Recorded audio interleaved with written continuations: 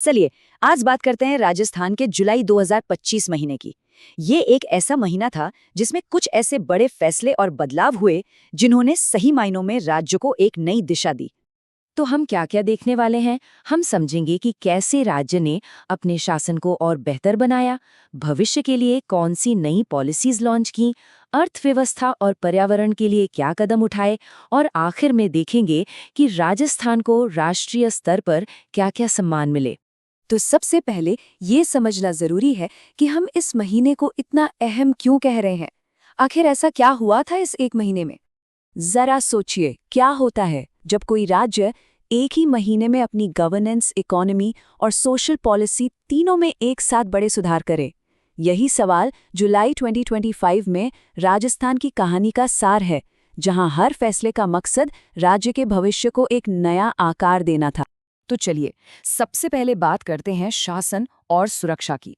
हम देखेंगे कि कैसे एक दुखद घटना के बाद चीजें बदलीं और संस्थानों को ज्यादा मजबूत बनाया गया।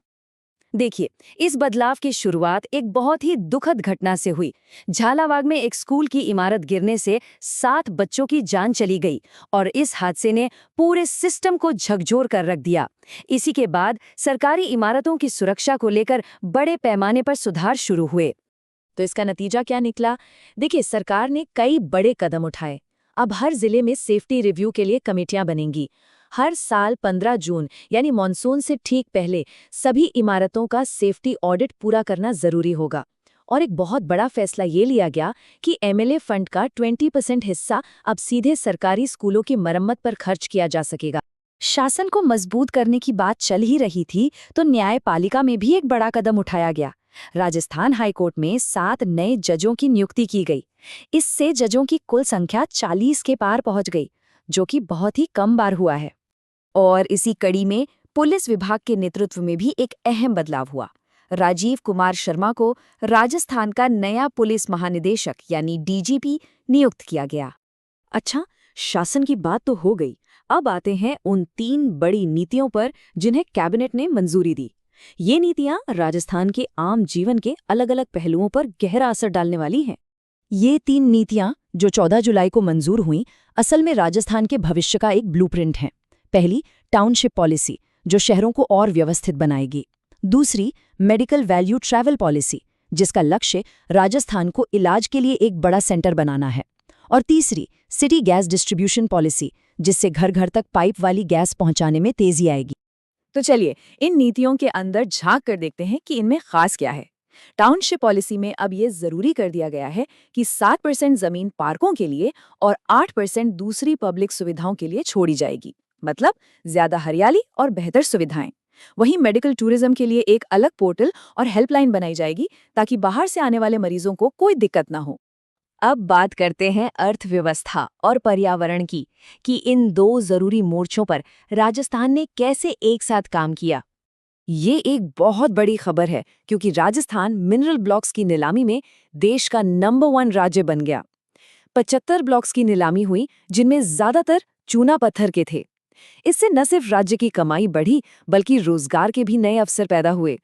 और सिर्फ अर्थव्यवस्था ही नहीं, पर्यटन में भी राजस्थान का डंका बजा। दुनिया की जानी मानी ट्रैवल प्लस लेजर मैगजीन ने अपने सर्वे में जयपुर को दुनिया के टॉप 5 टूरिस्ट शहरों में जगह दी। ये एक बहुत बड़ा सम्मान है। अब जरा इस टेबल पर नजर डालिए, ये आंकड़े वाकई में जबरदस्त हैं। राजस्थान ने क्लीन एनर्जी के लिए 3 बड़ी कंपनियों के साथ मिलकर काम शुरू किया। कुल मिलाकर 11,000 करोड़ रुपए से भी ज्यादा का निवेश सौर और पवन ऊर्जा में किया जा रहा है, जो राज्य के भविष्य के लिए एक गेम चेंजर साबित होगा। अब ये एक बहुत ही दिलचस्प चीज है, green hydrogen valley innovation cluster. सुनने में थोड़ा मुश्किल लगता है ना? चलिए इसे आसान बनाते हैं। ये जोधपुर में आईआईटी के साथ मिलकर बनाया गया एक सेंटर है, जो उत्तर भारत में अपनी तरह का पहला है। इसका काम है सूरज की रोशनी, गंदे पानी और कचरे से साफ सुथरा हाइड्रोजन फ्यूल बनाना। ये भविष्य का ईंधन है। और आखिर में देखते हैं कि राजस्थान के इन सब प्रयासों को देश और दुनिया में कैसी पहचान मिली, कौन-कौन से अवार्ड्स और सम्मान मिले। देखिए, सुपर क्लीन सिटी का टैग मिलना कोई छोटी बात नहीं है। पूरे भारत में सिर्फ 23 शहर हैं जिन्हें ये दर्जा मिला है और डूंगरपुर उनमें से एक है। ये सम्मान उन शहरों को मिलता है जो पिछले 3 सालों से लगातार सफाई में टॉप पर रहे हों। और सिर्फ डूंगरपुर ही नहीं, बड़े शहरों ने भी कमाल का प्रदर्शन किया। कुल 12 शहर देश के टॉप 100 सबसे साफ शहरों की लिस्ट में शामिल हुए।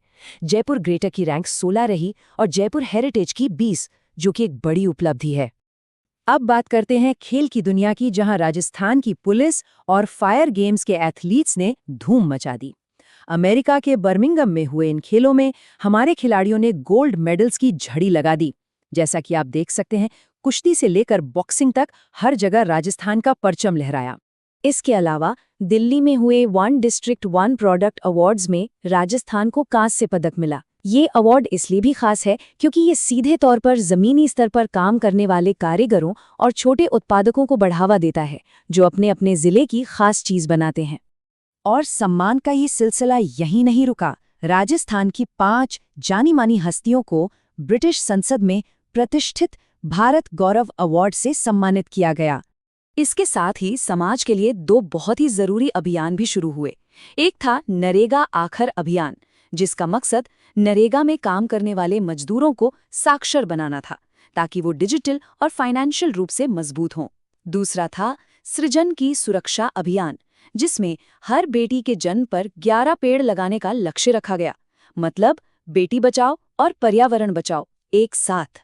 तो 1 महीने में इतने सारे बड़े बदलाव, नीतियां, अवार्ड्स, नई योजनाएं, ये सब देखकर सवाल तो मन में उठता ही है कि इनमें से कौन सा फैसला या कौन सी नीति आने वाले 10 सालों में राजस्थान की तकदीर तय करेगी। इसका जवाब तो वक्त ही देगा।